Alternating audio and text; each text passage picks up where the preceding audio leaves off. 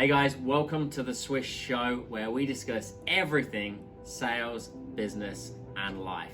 This episode is pretty special. It's where I speak to the legend himself, Sir Kim Barrett from Your Social Voice, who's going to be asking me everything around the art of sales and communication. So on this episode in particular, we're going to be discussing why it's important to know your numbers. We're also going to be talking about the common mistakes that salespeople make and why pricing, pitching, and presentation is really, really important to get people over the line. Enjoy.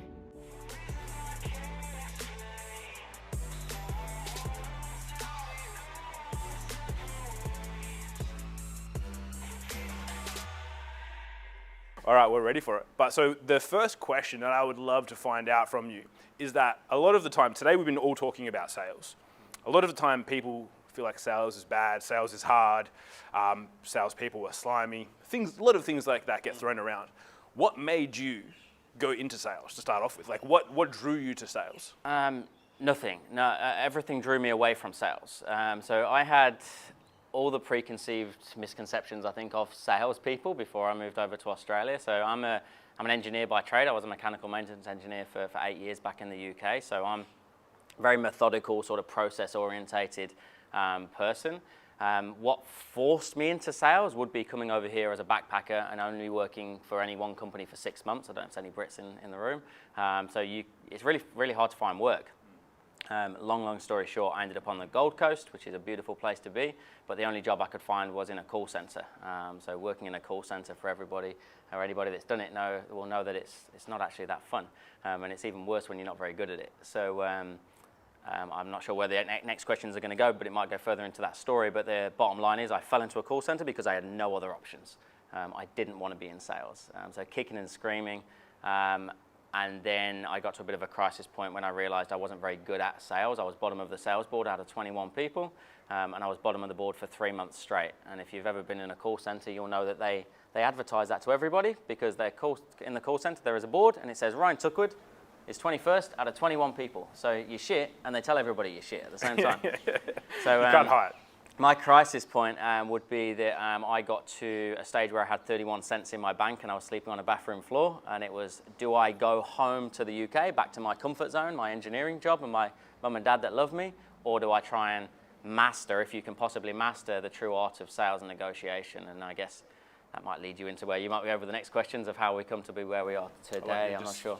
It's kind of just asking all my questions for me. Yeah. But so at that point, 31 cents on the bathroom floor, what did you do? Like, because obviously the next day you still would have had 31 cents. Like, what was that? Like, what was that part from there? Because I think a lot of people have had that experience where in business it's been tough and it stays tough. And then there is a time when you make a decision that you're going to do something about it.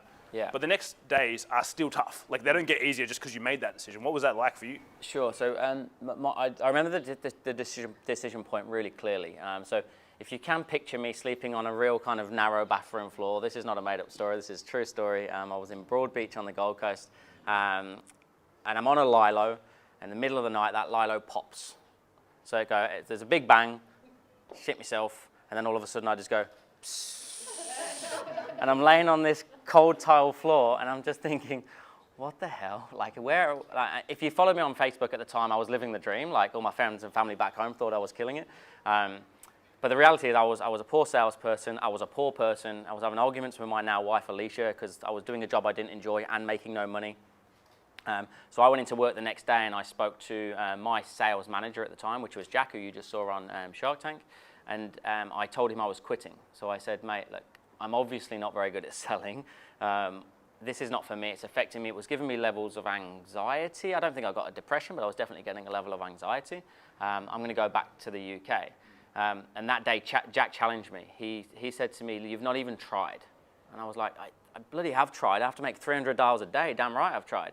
He goes, you haven't. He goes, you have not fanatically obsessed over sales, body language, NLP, emotional intelligence, behavioral science. So he set me a 60-day challenge to do that. And he said to me, if in 60 days you're still 21st on the board, I will pay for your flight home, but you go home with your head held high knowing you gave this a really good go. I was like, fair enough. Like, I can't afford my flight. So I was going to call mum and dad. anyway, so that next day, I literally started consuming as much information as I could around sales and negotiation, whatever that may look like. And within 5 weeks, I went from 21st to 1st. Wow. And I was like, oh, holy shit, this is a learned skill. Like, for the first time, you saw Jack. Jack is linguistically talented. He's a natural sort of entrepreneur, started his first business at the age of 14. I was a 28-year-old bloke who'd never sold a thing before in their life and hated the idea of being a salesperson. So because I had all those misconceptions, I didn't actually want to learn sales. And when I had no other choice, I realized this is a learned skill. So then I became obsessed with it. And then, again, that led to me becoming sales manager, general manager within 14 months. Jack retired at 22, and I took over running a company of 47 people. Wow, and well done. my mantra in life now is just always go to bed more educated than when you wake up. So I've just become fanatical about, not sales, but buying behaviors in general, like the psychology of human behaviors. I love it. So, that's epic. Yeah. So then, okay, so he's retired. You're the general manager. When does ISR come into play? How does that happen? Pretty soon after. So what happened was, anybody know, if I said to you guys right now, I'm a sales trainer from the Gold Coast, how does that make you feel? You can be honest, to be honest, yeah. I've heard it all before. I've heard it. And we know that. And as I said earlier, I had all the preconceived ideas about salespeople. The organization that I worked at, Jack had retired, Jack left. There was a new management that came in, and they validated all of those misconceptions that I had, that salespeople were bully-like, manipulative. They were not about the consumer. They were all about making money, smash people over the head, Jordan Belfort-esque, try and make as much money as quickly as possible. And it didn't sit well with me. So the higher up I got, the more money I earned, but the more I saw behind the scenes. And then I realized this is not for me. Like this isn't sitting well with me. So I could see that Jack was retired, but also putting on weight, not looking after himself. And I'm like, mate, what are you doing? What am I doing? This is not right. I've really enjoyed training people. I started to realize I had a bit of a skill, I guess, of taking people like myself that had no sales experience and turning them into something special through elegant sales training, which is what we called it initially, in a short amount of time. Yeah. So we had a discussion about what we could create, and then ISR was formed in 2014, just purely with the sole mission to change the perception of sales. That's all we want to do, is just get people thinking about sales in another light, that you can tell the truth, you can be a good person, and you can influence and inspire people to take action for the good, for the greater good of everybody, and make money in the process as well. There's nothing wrong with making money. And that's where Swish was formed, selling with integrity, selling honestly. Yeah, I love that. And so you started that, you're growing, you're helping change the conception of salespeople, and then you're starting to work with clients like you guys are now, like Westpac Private Banking, Amex, and things like that. How did you did you start going straight into those bigger corporates to try and help them with their sales? Like, what was kind of the process there? Because most people would agree, that's some pretty impressive people to be working with and helping them in their world of sales. Yeah. Firstly, thank you for that, but it definitely wasn't from day one. No, we were quite strategic with it. I mean, I went through a bit of a, how do I explain, like a mental battle. After realizing the company that I worked at weren't looking after people, it started to affect me. I'm like, oh my God, I've done wrong by all these people. And we wanted to give back. So what we created, by accident or intent, it worked out really well, was a non-for-profit recruitment agency. So we would take job seekers that were looking for sales work, and we would train them up free of charge. And then we would go to the businesses and we'd say, hey, we've got XYZ, they've got no sales experience, but we're going to put them through a 2-day boot camp. Will you employ them if we train them? And Jack and I had a good name for ourselves in the community as good salespeople. So they were like, well, are you training them? Absolutely. So what we started to do was doing that constantly. And we had like a 96% success rate with placing people into work. We're placing like 30, 35 people a week into work, free of charge. Yeah. And the way we would make our money is that you would only pay us if you got a job. So you paid us $99 a week out of your wage for 10 weeks. If you didn't get a job, you had free training. No risk for the business, no risk for the job seeker. And it was unbelievable. So we placed 2,500 people into work over about 2.5 years. It's crazy. And the stat you would have heard on there is we saved the government $17 million on Centrelink payments. Yeah. So that kind of really thrust us into the limelight, won a couple of awards as sales trainers. Essentially, that's what we were, but we were in a recruitment format. And then obviously, whether stupid or silly or bright, we went on Shark Tank, Jack's idea. There was a long-winded story about it being my wedding anniversary, so I actually couldn't go on initially, so I didn't do my police checks and psychiatric testing, so I had to kind of wait in the wings. went on there, and obviously that gave us another level of credibility. And the first thing Andrew Banks said to us, who Andrew's obviously in recruitment, was, why are you still doing recruitment? It's the least monetized, most time-consuming part of your business. You've proved yourself as sales trainers. Why are you not just going all in with enterprise-type companies? And we were like, because it's nice. Yeah. That was our answer. And he was like, are you a charity or are you a business? And then Steve Baxter was chiming in, obviously. And it was at that point, literally within about 2 weeks of them coming on board, we stopped recruiting completely. Wow. And we just went all in with approaching businesses as sales training. So that, we didn't go straight to like your Mercedes and Amex and Westpac, but we worked our way up SMEs all the way through. So we still work with independent business owners, owner-operators, people that are in startup that got ideas, but obviously the big goal was to get into some of those Fortune 500 and ASX 100 companies. Yeah, and you're crushing it. That's awesome. We're getting there. And so, so obviously you're coming over to Certified Ballers Live as well, which we are very pumped about. I don't know if you've been to Perth before. I've never been to Perth. Yeah. It's going to be a good time. It's going to be a good time. Now, for people there, for business owners, for entrepreneurs, give us a little tidbit. What are you going to be sharing with us at Certified Ballers Live? Without going too deep, just give us a little sprinkle, because obviously these guys are all here, either solopreneurs or they've got teams underneath them. Like, nice. What will they be able to take away from that? Because obviously I think any small part you can take from sales training has a big impact if you can implement it straight away or you can give it to your team. But what can they expect from you on that day? For sure. I'll reverse engineer it. The worst thing you could say to me when I get off stage would be, Ryan, that was super motivational, I'm inspired. If that gives you an idea of where I'm going with this. It will be super practical. So for me, everybody's different. Like, I don't get motivated by all the rah-rah and the Tony Robbins, and he's great, but do you know what I mean? I need practical training, so it's going to be highly practical. One thing I realized with all the education that I've done over the years with all your old school greats like your Jim Rohn, your Tom Hopkins, your Brian Tracy, Zig Ziglar, all the way through to your Grant Cardone, Jordan Belfort, if you want to throw him in there a little bit as well. He's got merit in some parts. Is that there's 5 distinctive moments in a sales process, and you could break it down real broadly into your introduction. Hey, the pens have been picked up. There you go. There you go. Here we go. The introduction, so literally your first impression. I mean, we can go deep into the psychodynamics of all of that and disc personality profiling, how you can pick people out within 45 to 60 seconds. Then it's your discovery. So how do you open people up in a guided fashion, in an elegant fashion? So how do you open people up that don't want to be opened up? Almost like a psychologist or a counselor. So I've done a lot of study on that side of things. Tell me about your father. So lay down for me. Then we go into the presentation. So how do you present your products or service? And there's 3 Ps. So your presentation, your product packaging, and your pricing. And then there would be a level of trial closing. So how are you asking for the business? We know there's low level, mid level, and financial level questioning to ask.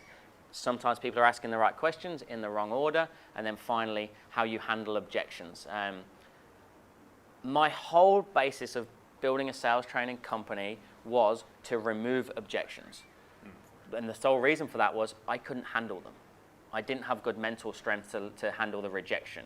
That is pretty common. Yep. If you can't handle rejection, there's either 2 things you do. You either quit or you stop getting rejection in the first place. I wasn't in a position to quit, so I learned how to consult better on the front end that I stopped getting rejected or objections. So that might tie into mindset. So I'll be talking about those 5 areas. I'm then going to go through the main area I'll start with will probably be how to introduce yourself in 5 simple steps to make sure that every single human interaction that you ever have, wherever it may be in the world, you can let them know who you are, the problem you solve, who you help, why you do it, and the best thing about doing business with you. So you never miss a human interaction opportunity again. Jack and I always joke that we make a lot of money on planes, on trains, at barbecues.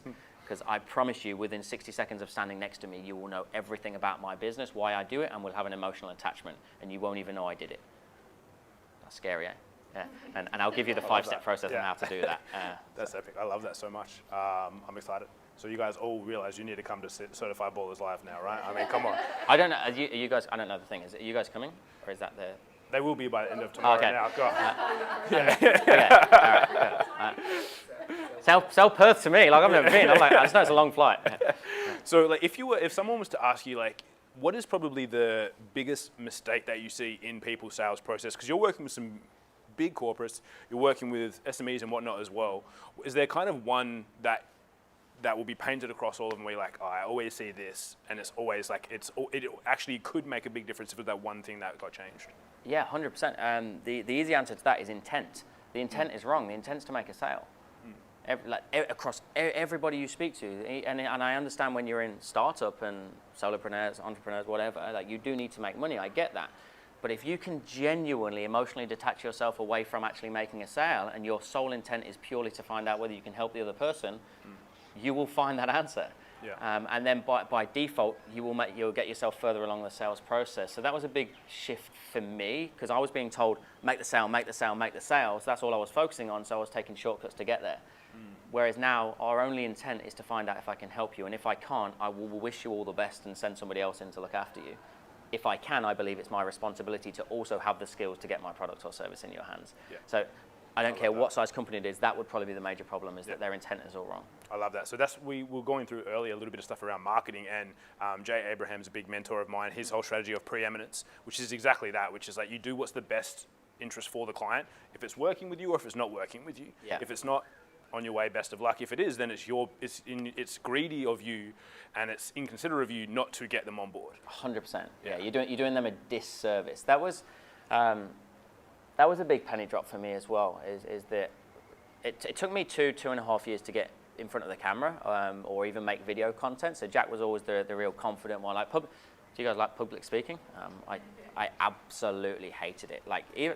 This is not my comfort zone, but I've learned that you have to live outside of that, otherwise you don't progress. I know that's a bit cheesy, but it's said.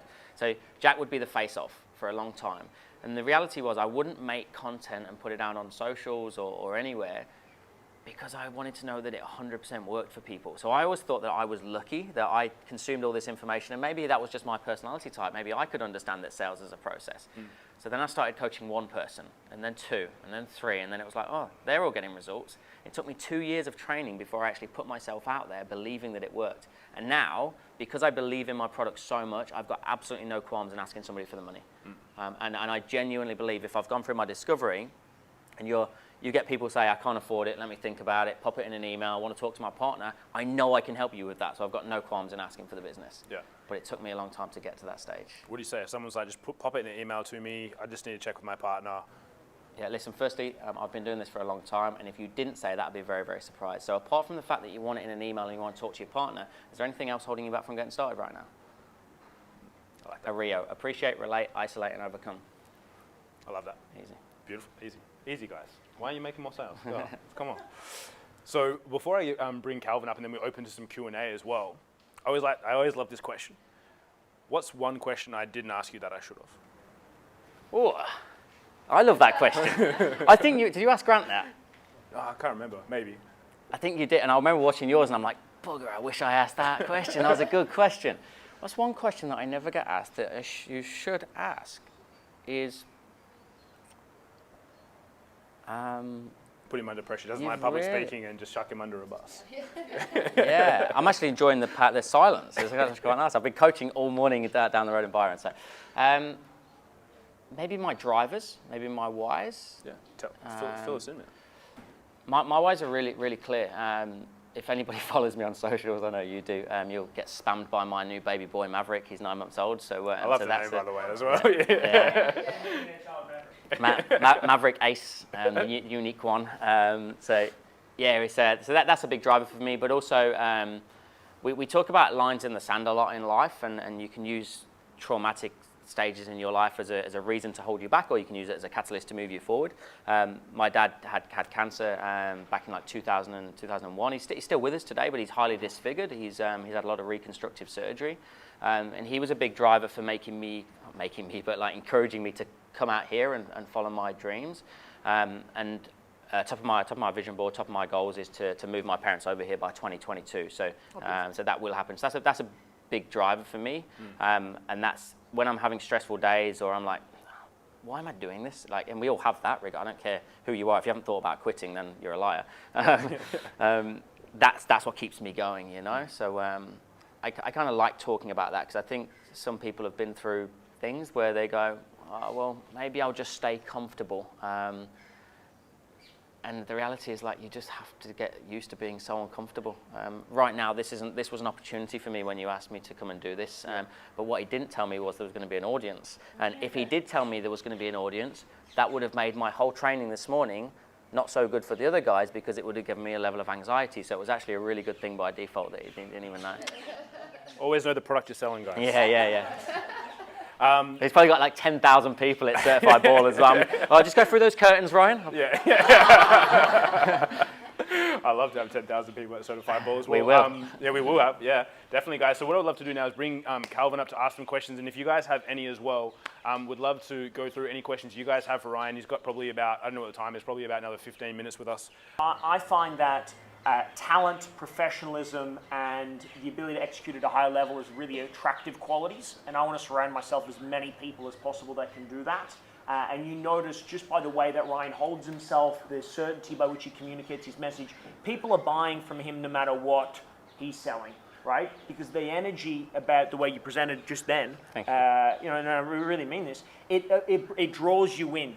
You feel as though, and this is something that every one of us should have at the end of a conversation, and I know that I get this from many of you, is that if you had a conversation with Ryan, I'm sure you would leave that feeling as though I have an awareness of what I've got, but I feel like he has more to teach me than he was able to deliver, but I don't feel he shortchanged me in that experience. Does that make sense? So you go, fuck, he's got a wealth of knowledge and I need to hang around with him more to learn more of that stuff. And I think that's a really important part. What I'd like to do, just a couple of quick questions. And by the way, this doesn't have to be shared outside of this room here, but I'm just really fascinated about a couple of things, right? So you guys get started, you're doing sales training and recruitment, right? When you're starting out and you're obviously picking your pricing from nothing, right? A lot of these guys are in that place as well where you may be entering new markets. We talked about going after a premium market. When you're working with an SME, how much in the early days were you charging for a sales training role to come on board and do that? And then I'm interested to know, without naming any names, now you're working with sort of like a Fortune 50, Fortune 100 company. How do you even go about pitching that? How do you go about putting the proposal deck together? Are you underpricing it? What goes into your strategy around that? Yeah, okay, good stuff. So, I guess, firstly, thank you for the kind words. Can we box that up, Lauren, and just have that as a little promo? That was amazing. With pricing, firstly, we used to be $69 an hour. And to put it into context, I don't know why we came up with that number. We'll sign up right now. You're better than that. We're now $9.90 an hour, but you need to book a minimum of 5 hours. So it's $5,000 for 5 hours, essentially. So it's like a half-day rate, basically. Yeah, little introduction, little teaser. If you book more than 10 hours, it comes down to $660. So the biggest issue we had was we underpriced ourselves. Yes. And when you underprice yourself, you attract a certain clientele. Yes. You attract a certain clientele that don't appreciate what you do. The second we started putting our prices up, and it came from Steve Baxter. So we went from 69 to 99, 149, 249, 550, 616, 990. We've gone on that journey in 5 years. When Steve came on board, he goes, "Where's your FU price?" And we went, "What do you mean? What's your FU price?" He goes, "The price that you want them to really give you, but you don't think they'll give you." He goes, what's your big, hairy, audacious package? And then we created a $100,000 program, a 12-month mentoring program. 5 people joined it in the first month. Fuck. We didn't want them to join it. Guys, write that down. We couldn't Just service launch that right now. So, but the thing is, what you need to create is you create your low barrier of entry. We all know about your tripwires and all things of that nature. But we've got like a $1,500 online program. We've got a $2,000 online program, then we've got a 3. So it's just a little bit out of reach, but it comes with accountability. But when we talk about our pricing, one of the big mistakes I see is that people open with their low barrier of entry. We talked about this before. You spoke about, yeah, awesome. So I don't need to go into all of that. So biggest mistake we made was pricing ourselves too cheap. So I would at least double whatever you are right now, at least double it. And it will scare the hell out of you. And then you've just got to truly believe that you can deliver on the back end. The reason we started at $69 is because we didn't believe we could deliver. Now, I've got no qualms. Next year, by January, we go up again. And I'm really comfortable with that, with doing that. So the second part, did that answer that question, by the way? Yeah, it does. And just on that as well, by the way, if for those of you who've been following us for a while, Kevin Carey cleaning bins at $9.90. We put them up to $18. He was shitting himself, so we got him to sell it at $35, and then someone said yes, and he's like, oh, fuck, I can do it at $18 now. And then Bobby and Crystal. Bobby and Crystal trying to do advisory work and accounting. They had 500 clients, can't service them all, so double or triple your prices. And they didn't lose anybody. They just had a heap more people and got more staff now. So and everyone can put their prices up. But I love the idea of the $100,000 offer. And you said something that maybe they missed as well.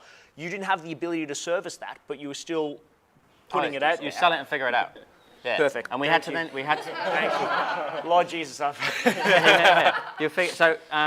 Just curious here. What do you get for $100,000? What is $100,000 over a year? And obviously the model's probably changed, but originally when you're pitching that, what are you putting in place for $100,000? So for $100,000 at the moment, you get 2 hours of coaching one-to-one every single week. Great. So with myself or Jack via Zoom or over the phone. If you want to come in face-to-face, you can do it face-to-face. Yep. You get access to 4 of our boot camps throughout the course of the year, which are 2-day boot camps. That's 2 10-hour days. So our next one is literally this weekend, so good timing, good promotion. And then you get access to our full online training academy, so what we call our Swish Academy, which gives you live weekly webinars every single week, an accountability coach for mentoring every 30 days, and everything we've ever created digitally. Okay, so it's pretty comprehensive. Okay, yeah. So these guys get more than that with me for less money. So next year, this is all going fucking up. Put it up. Yeah, this is all going up. Yeah, 200,000. No, that's fantastic, right? That's awesome. And who's your ideal avatar at that level? I mean, who are you bringing on board that's investing that money? So they'd be your, definitely post-revenue, obviously. So you're looking at probably like your individual sales managers, CEOs of your corporate company. Yes, so they're in an organization. They don't own it necessarily, but they're in one of the highest sort of management positions. So they're on a couple of $100,000 a year. Yeah, it's not coming out of their pocket. It's coming out of corporates. They'll be invested by their company. Correct. So they've got a training budget already. So you need to know who you're going to be talking to. 100%. Awesome. And just on that, and I don't know if I actually said it just now, that whenever somebody asks you for the price point, you probably explained this earlier as well, you always reference the highest one first. There's a contrast rate. Yeah. So like starting at the bottom. Yeah, 100%. Fantastic. Love that. Everyone will. That was a big change that I didn't understand. I only got that probably about 2 or 3 years ago. Scott Harris, you'd be familiar with Scott Harris. Yeah, he was talk about your top package first. Yeah, fantastic. I love it. Excellent. Let's do a bit of Q&A. Who's got some questions around the journey, around Shark? I'm also really super interested to know about Shark Tank because you only see what was like maybe an 11-minute video. So what actually, while you guys are considering questions to ask, what was that Shark Tank journey like? You obviously got 3 of them on board, but what I think what most people don't realize is that initial thing is really just an expression of interest on their part, right? And then you go and they do their due diligence.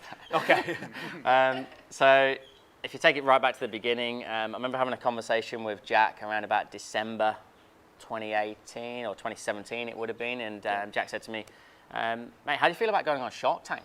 And public speaking, Shark Tank, no, mate, no, why would we we're going okay, so worst words in business, this is the way it's always been done, or if it ain't broke, don't fix it. Mate, we're doing all right, why can't we just continue as we are? So but if you think it'd be beneficial, you go on and I'll wait in the wings. And he went, good, because we've already been accepted. And he said, we've already been accepted. So anyway, so we then filmed. So what happened was, it was my wedding anniversary on the day of filming. So I was supposed to be in Bali. And you have to do police checks and psychiatric testing as well before you go on to make sure you can handle the pressure of being on there. And so that all the way leading up to it, I said, Jack, well, you do it, mate. Like, this is your arena. And then they give you like a trainer to go on there. So they give you a trainer to handle it. They teach you how to do your elevator pitch. And we're like, we know how to pitch. We teach pitch. Like, and they basically just ripped us to pieces. They said, look, you guys can talk, but trust me, these are smart people you're going to stand in front of. They heard it all before. Cut the bullshit. And then about 2 weeks before, the producer said, hey, look, Jack, you polarize people. Some people love you, some people don't. We think you both should go on to maximize your opportunity. I denied, procrastinated, and I left it too late, so I wasn't allowed to actually physically be on the set. Right. And they just said, if it goes to a decision, Jack will come and get you at the end. So I'm like, sweet, what a win situation this is. So I'm just in the background. If it wins, I get all the plaudits. Anyway. Overcoming objections, you've already got that, right? You just did the same thing. So 45 minutes. So you saw 13 minutes. We're about 2.5 hours in the whole thing. So Jack does 45 minutes. A runner comes to get me. I'm waiting outside in a gazebo with my wife.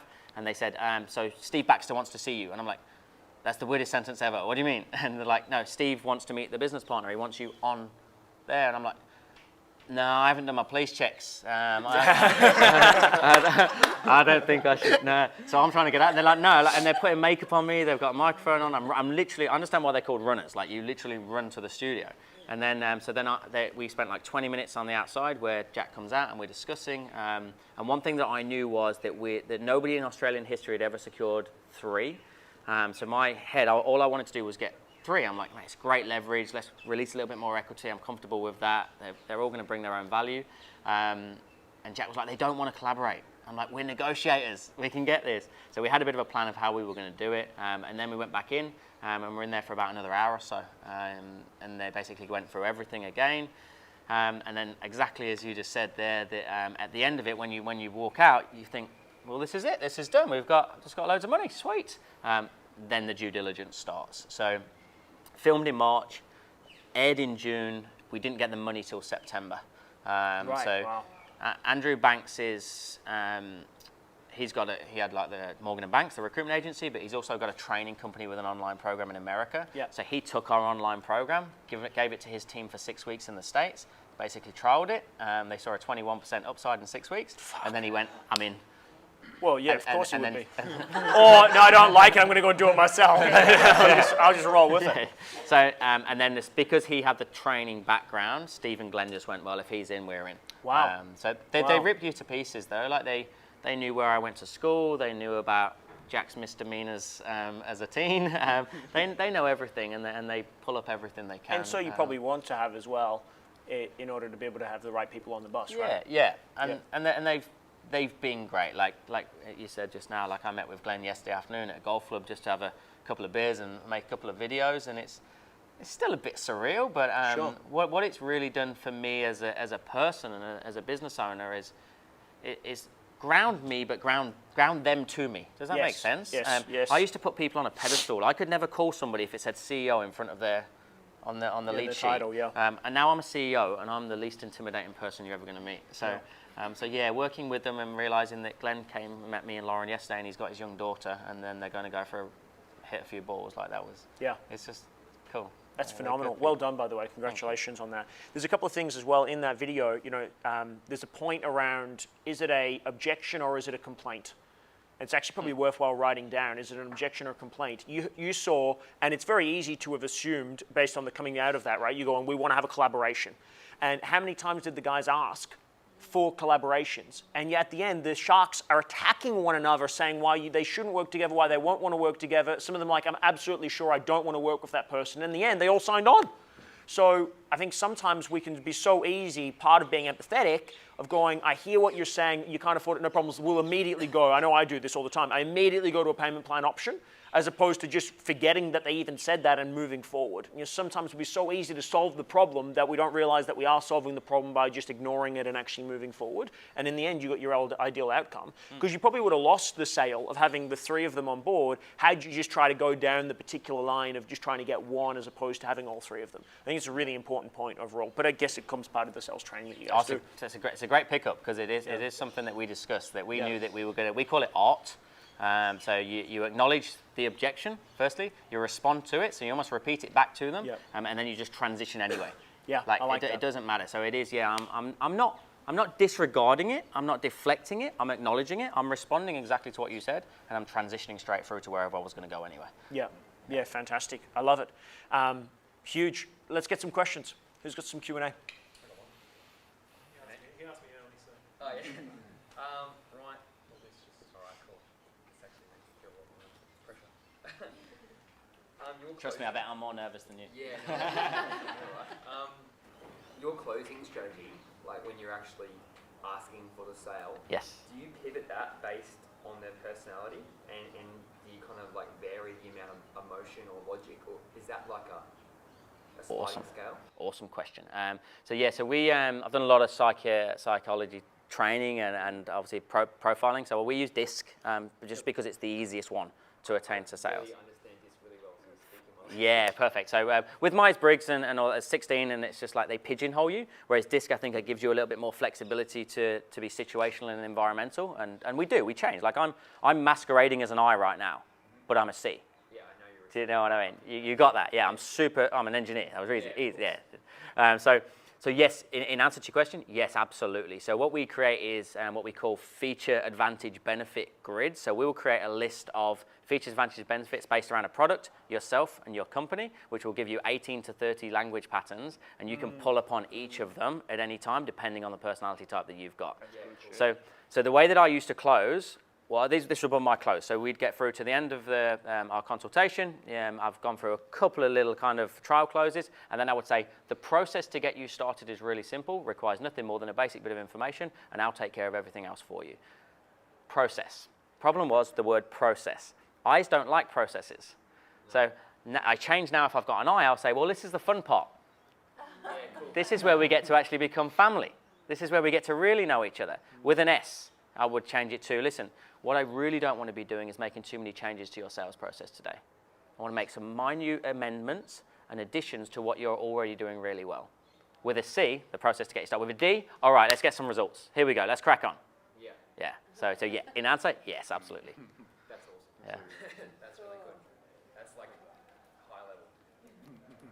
And by the way, how easy, but we're going to do this tomorrow, which is great. I'm so glad that we're having this conversation. But how easy it would be to build out we call it feature benefit outcomes, your feature advantages. Feature fab, yeah, feature advantage benefit, but same thing, yeah. Same. To be able to build that out for the person, obviously for these guys, they're also doing corporate, right? So it's for you and for your organization. If you're consulting to an individual, it's just really for them, but it might be for them and their families, for example, or if you're doing an organization, or for real estate, for example, it might be for you and your family. But be able to build that out and have the metric, and all it is, it's basically just a grid. It's like, where am I talking on each part of the grid? We're going to talk tomorrow as well about quote cards for objection handling, right? So having a series of pre-scripted responses that you write for your ideal avatar around each of those common objectives that you get, objections that you get, to be able to just go to it. You don't have to think about it. You're not attached to it as much. Obviously, you want to have it scripted so you know it, but it's important. How important is scripting and role play, do you feel, for sales organizations? I was so hoping you were going to ask me that question. Every sales trainer loves scripting and role play because that's how they get paid. Right. Lauren, how often do we role play and train? 4 times a day. 4 times a day. So 8 till 8:30 is open sales training for the whole company. It's unpaid. They don't start till 8:30. So anybody can walk in. 8 till 8:30, we pick a topic, and then 8:30 till 9 is the full morning meeting. Then 9 till 9:14 is role play. Because we're on the phones by 9:15. 9:15. So very regimented. We will then, so you got sales training, role play. We will then do it after first break as well. So straight after first break, we'll do role play again, and after lunch they do role play again as well, and then we do an end of day whip, just to summarize it. So the role play, I can't emphasize enough how I hated role play. Hated it. It is the best thing that ever happened to me, because you become not a robot, but you become fearless. If you know your language patterns, they're so deep in like Inception, isn't it? It's like they're so impregnated in your mind. Does that even make sense? I don't know. Yeah, we'll go with that. It sticks. Can you just edit over that? You just lose your fear. So you said it to me just then. So what happens when you get that objection? I'm a Rio. I know where I'm going with that. I don't have a fear. I'm doing it in front of a group of people. It doesn't matter. Yeah, it's unconscious competence. It literally is, and that takes time. And some people, I had it this morning. I had a team of individuals at a solar power company. Some of them very little sales experience, and they were totally overwhelmed when they were just like bombarding me with objections, and I'm like bang, bang, bang, and I'm like, stop comparing your day 1 to my day 10,000. Yes. And that's what I used to do. Yeah. But scripting gives you that framework. Like, you don't want to create robots, but you do need to know where you're going, like 100%. Even the day I left my old company, I had 47 people that were working around me. I hate saying underneath me, around me, and to the day I left, I would still have my script on a clipboard. And I knew that script off by heart. I wrote the script, but it was my safety net. So you definitely need a structure to follow, yeah. I love that. Some other questions? Demelza. So I've got a team, and so with them, what would be the biggest thing? You know how you get that, I'm just not good at sales, or, I'm just not pushy like that. You get that general thing from them. What would be the biggest, I guess, few sentences that would help? The silver bullet. Yeah. Yeah, okay. I think the first thing, and I had that just now this morning as well, that we don't want to be in sales. Like there is that stigma. It's firstly letting them know that we're not in the game of sales. We're in the game of communicating our message. That's all we do. Andrew Banks said it to us. He said, Ryan, you're not a sales trainer. You're a communication trainer. You're helping people communicate the value of what they do better. That's all you're doing. Like, and if we go back to the feature benefit grid just for a second, and I'll loop back around and close this, I promise. You're writing feature benefits on you, your stories. Like I tell you about my dad, I talk about my wife, I talk about my dog, my baby.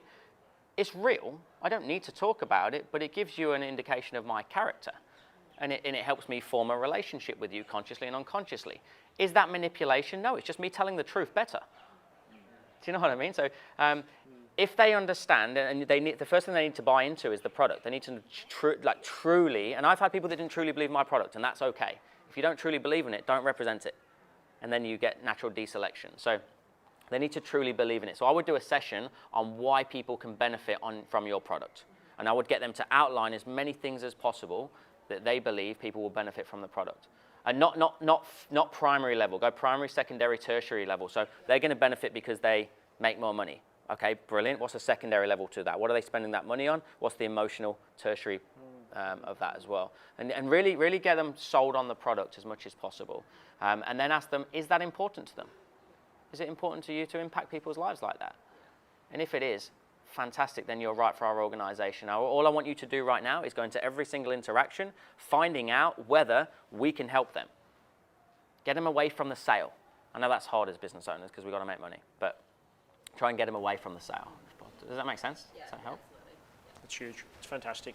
Yeah, I love it. Another question. When we're looking for salespeople, you bring on board salespeople. A couple of do's, couple of don'ts. What am I looking for if I've not hired a salesperson? I think everyone here can get better for having salespeople themselves and bring them on board. Yeah. What am I immediately looking for in terms of if you had to pick people based off a short conversation or interaction, what are you looking for? What does the first 90 days look like for them? Like, how are you bringing people on board? Oh, good question. I did a full webinar on induction and onboarding last week, but the red flags I'm looking for are any sort of excuses about why it didn't work for them at another job, firstly. One little comment about a manager, a product, the economy, that's enough for me. You heard some of them before. Secondly, what we look for is products of our process. So nobody joins our organization without coming on the boot camp or have been on the academy. So I want them to the only way they're really going to know whether our product works is if they're a product of it. So you look in the early days, our first 7 employees were people that we had placed into work at other companies in the recruitment, and elegantly asked them if they would like to now join our organization because we got to watch how they worked. Yeah, sure. So we don't all have the luxury of doing that, but if you've got people that are coming through your process right now that are using your products or services, I would look to recruit from there, if that makes sense. And there's an elegance in how we go about doing that. But I guess bottom line is always be recruiting. Like always have your sales goggles on, I say. So Lauren came through a PR company that we coached. So we were fortunate to go out to Coron Cove, if you know where Coron Cove is, beautiful place. And Lauren sat on the training with Jack at the time, wasn't it? And stood out. So we're recruiting people that stand out. You get an exceptional waitress that goes above and beyond for you when they have no idea what you can offer for them. Maybe that's worth another conversation or a connection. I like that. We'll hire a whole heap of people. When you bring somebody on board, there's probably 3 different ways of looking at it. Remunerating a salesperson, base plus comms, or maybe like a flexi debit credit arrangement, whether on that system or purely comms. Are you guys open to all 3? Do you find one works better long-term, short-term? What's your thoughts and feelings about that? Because I know some people are only comms, some people are only base, some people are a mixture, and then that's both the individual and the organization. What do you guys feel works the best? Awesome question. I think from a sales perspective, I think you're kidding yourself if you think somebody will continue to work really hard if you don't pay a commission. Full stop. Like, unless you're going to pay them 150 grand a year and you're going to pay them an executive rate, they're not going to work just for 50 grand. Like we pay, I'll tell you right now, we pay $52,000 base, but they get some decent comms. Like they get anywhere from 10 to 20% commissions depending on what they bring in. So we pay some amazing commissions on the back end. We also then create tiers. So like the team leaders, the sales manager will then get a clip of everybody else. But commission only, I've only tried it with a couple of people.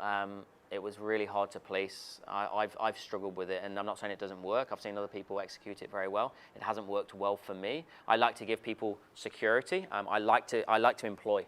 So we've got 17 staff at the moment, just in the ISR business. But I like people to be employed because I want it to be their business as well.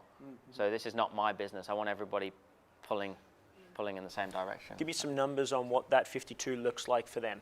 So if I'm giving you 52 as an employer, what are your base KPIs before they hit comms? They get comms on anything? Like what's the nuances? Because these guys go 52 grand, fuck, okay, I've got to spend all this money and what if they don't make sales this week? So I guess it depends on your ticket item as well. So so we know that we've got a $4,400 break-even point on a staff member based around the leads that we've got coming in as well. So they have to hit $4,400 a week before they activate comms. Or contracts? No, that's in the bank. In the bank. In the bank. Right. Yeah, so for like, I mean, even like with the Mercedes and... But this is important though, right? So it's $4,400 they've got to hit to qualify for comms, but their base is $1,000.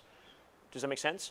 So we're only giving them $1,000, but there's $3,400 of just cost of bullshit that we've got to do in the business. Yes. And a lot of salespeople don't get that. They go, Cal, we have this all the time. You paid me, my base is only $1,000 and I made $5,000. It's like, well, yeah, you only made $2,000 in cash, but it costs us $3,000 to open the door and have you here. Yeah, but it doesn't cost you just the leads. No, you don't get it. And I think that's important. You need to educate people around that, around your numbers, because we've actually gone backwards by having salespeople making more money than we're paying them, but they weren't making enough in volume to cover the cost of having the bum on the seat. That's not a good place to be. Such a good point. So we do a 2-day induction program, and it's like a whole day with me and a whole day with Jack, and we let them know that, hey, right now you're getting $20,000 worth of training. So you're doing 10 hours with me, 10 hours with Jack. We're $5 grand an hour. $5 grand an hour, that's all right, isn't it? Prices up, bro. Yeah. That went, yeah, we've been here a long time. Yeah. You snooze, you lose. So we hammer them with the numbers and constantly update. Now, Lauren, we did it last week. I went through our break-even points. Oh, yeah, Everybody in the company knows our break-even point. So, and the purpose of telling everybody, not including the sales team, is that I've got administrators, I've got video and marketing, and they're talking to my sales staff when they're not on target. Leave them alone. Let them focus on the... And it's as simple as go and look at the TV, see what our numbers are. If they're not on target, you don't need to go and talk to them right now. I'm going to loop back to the importance of a scoreboard, because obviously that's important, right? Yes. But yeah, keep going. So 50, they've got to hit 44 to 44? qualify for base. Yeah, 44 to qualify. So qualify for commissions. Before they go comms, how many weeks is someone with you not hitting base? I mean, you had the luxury of being in a telemarketing company for 3 months without really making any money. The only reason that is because Jack was my sales manager and I played football with him. Yeah, it's all about who you know. It literally is who you know. So for you guys, obviously, you're not just going to kick somebody, you're going to train them, right? But at what point are you cutting off deadwood? So we do 3 months of underperformance. Okay. But bearing in mind, we've been in operation for 5 years. We've sacked 2 people. Wow. One of them we found out was stealing our data during the due diligence of Shark Tank. And one guy was, I nearly said his name then. One guy actually broke away and started on the side training our content to other people. So they're the only 2 people we've ever sacked. So we haven't had the first, I've had the second. Okay. And that happens, and it's whatever. There's, we've had at least 5 people that have come through our training, they've done our boot camps and go away and start sales training companies. The beautiful thing is when you're this far deep, you know how hard it is. So you go, do you know what? Yes. It used to bother me. I'm like, you won't see it through because it's not a passion. Yeah. We went 2 years without paying ourselves. So, but if you told me that at the start, I probably wouldn't have done it. For sure. To answer the question, which was 3 months of underperformance. 3 months of underperformance, yeah. But we've also got in place, we've got stepping stones. So like if you're a week underperformance, we give you increased training. If you're a month underperformance, we give you even more training. So every single person in our company, I block out 9 hours a week for TCM, which is training, coaching, and mentoring. Training is knowledge transfer, so I'm going to teach you something for the first time. Coaching is solidifying that knowledge for the next 12 weeks. Yep. The mentoring is the mindset to control. So they've got access to so much training that if it doesn't work after 12 weeks, then do you know what? I think we both agree this is not right. And that's hammered home in the induction. But it's an overused phrase. We hire really slow and we fire quickly. Relatively quickly. Yeah, I mean, I wish we'd have picked up on the girl doing what she was doing quicker. I think it's important though from a business perspective for everyone. It's like it takes about 90 days anyway, and I'm interested to know how quickly for you.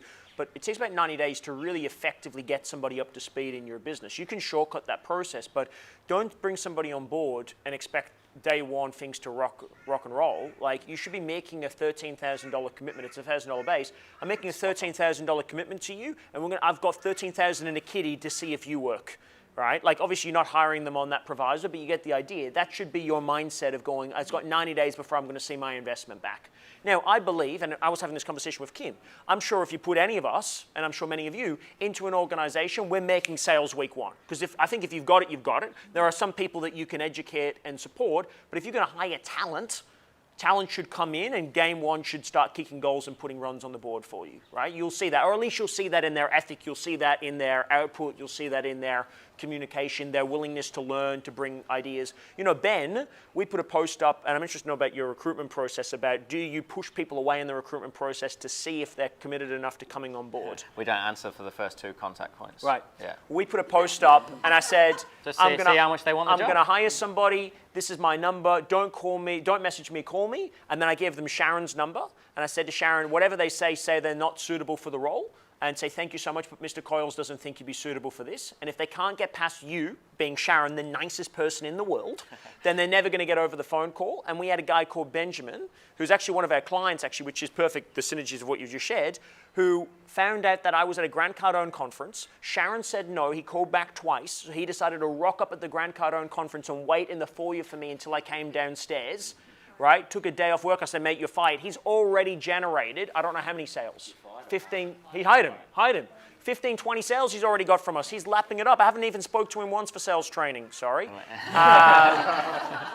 But you know, you can get, like, he's got it, you can tell, and if we give him the right skills training, take my Visa, or Amex, we'll get more points. It is Amex. I said Amex at an Amex conference in front of 500 people. Well, I call it Amex, but it's British. We say it's Amex, yeah, and I'm British, yeah, but anyway. Yeah. Can I share a similar story to what you just shared? Yeah. So just on that note, like getting people that actually want to work with you. Does anybody do park run? Do you know the 5K park runs? Yeah, they do it every Saturday around the world.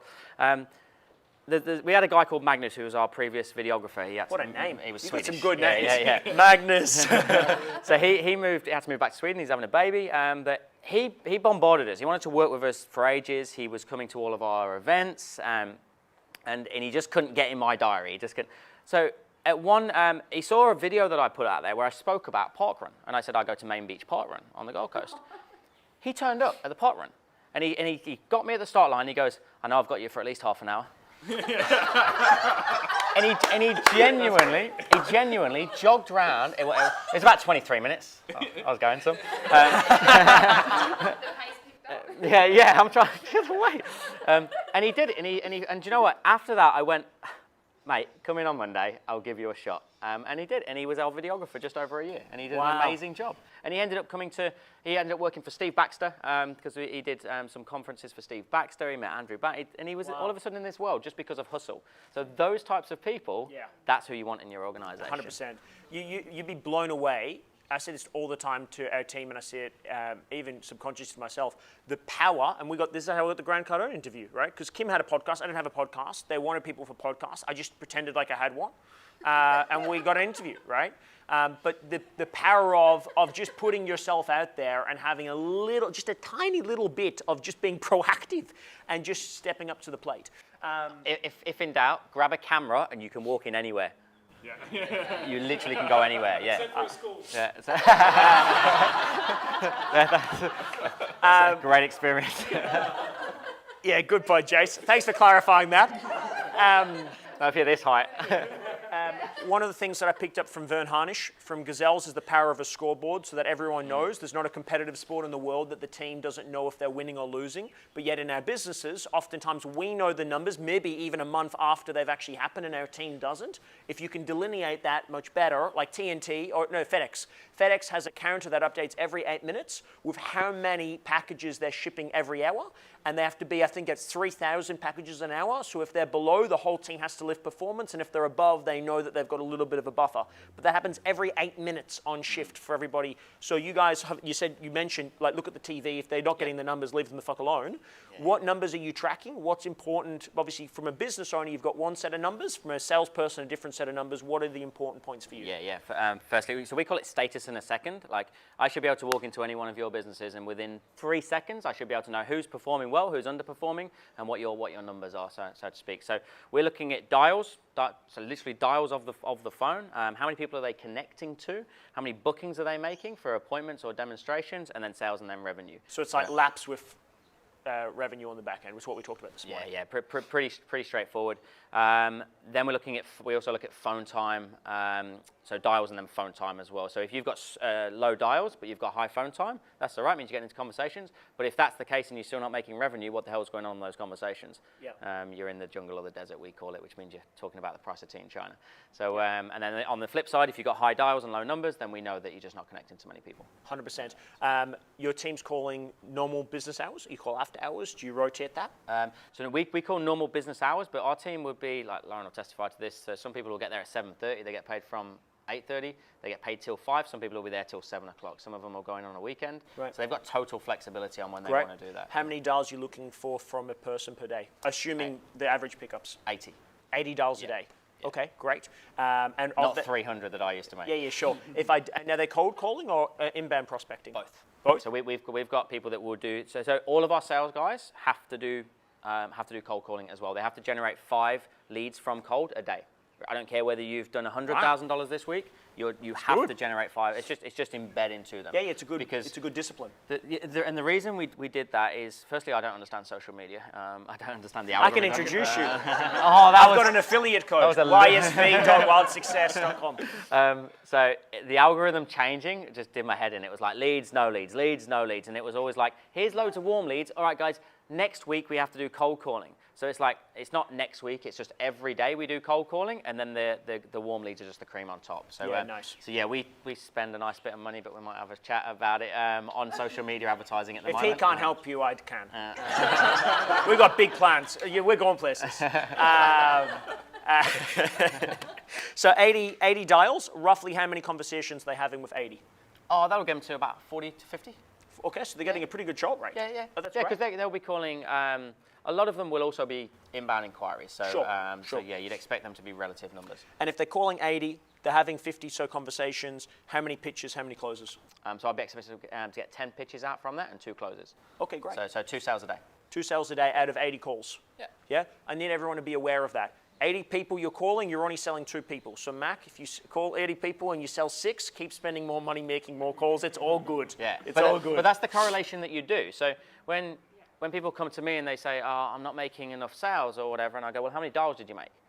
Oh, I made 40. Okay, well, how many sales do you normally make per 40 calls? No, it normally takes me 50. It's like, well, no shit. Like, do you know what I mean? But the only thing you focus on, so the only thing that we're really checking, the revenue and sales are a natural byproduct of doing the right process anyway. So we go 3 Ps: people, performance, people, process, performance. Get your people right, get the process for the people right, and the performance will follow. Most businesses do it the other way around. I need performance, I need sales. And then you put pressure on the process and you put pressure on the people. So get the people right, process, and then the performance. So as long as you do your 80 dials every single day, I know you'll hit target. That's all you need to do. Don't come in and say to me, I'm going to make 5 sales today. Tell me you're going to make 5 times more dials if you want to make 5 times more sales. Does that make sense? Now, on this, because I know Karen at some points probably put a hair out on this principle, and I know I certainly have as well. You get a certain type of salesperson. Maybe there's some weeks they're hot, right? It's like things are happening. And then they go, I don't want to have to make 80 calls every day. So can we change the sales process to better suit the people that I want to speak to? Like, how often are you having conversations with the team about the process? I mean, given that you are a sales training organization, I'm not sure if you get the same friction points. Yeah. But for us, we'll get a salesperson, they'll come on board, they'll get some results, but then they'll eventually just become lazy and only want to do the top end of the stuff, not all of the other shit that they have to do. Yeah. So how are you managing that conversation and that narrative? Or is it just that you've got that many people on the team that they know they've got to constantly be performing as part of that? Yeah, I think it's a good point. I've never been asked that question before. For me, it all comes down to your induction. It comes down to the first conversation that you ever have with them, that this is just the way it is. And I would be framing that. I would say, look, I know what happens here. In 6 months' time, you're going to come to me and you're going to say this. And you're going to feel like this. Just so you know, that's not happening. I don't care whether you're doing $100,000 a day or $1,000 a day. This is the process that has worked for us. So if you've got somebody that goes maverick and they want to go rogue on you, then maybe they're not right for the company. Because if I change a process for one person, I have to change it for everybody. Yeah, and then you there's have so much no process. And that's not scalable. And this is where Glenn Richards has been amazing for us. Obviously, he's took Green Cross from 1 to like 200 plus and all the pet barns. So he knows a thing or two about putting framework in for scale. And he's like, everything needs to be regimented. So for me, I've never had that conversation, but I think that maybe comes down to setting the precedent early on. I love it.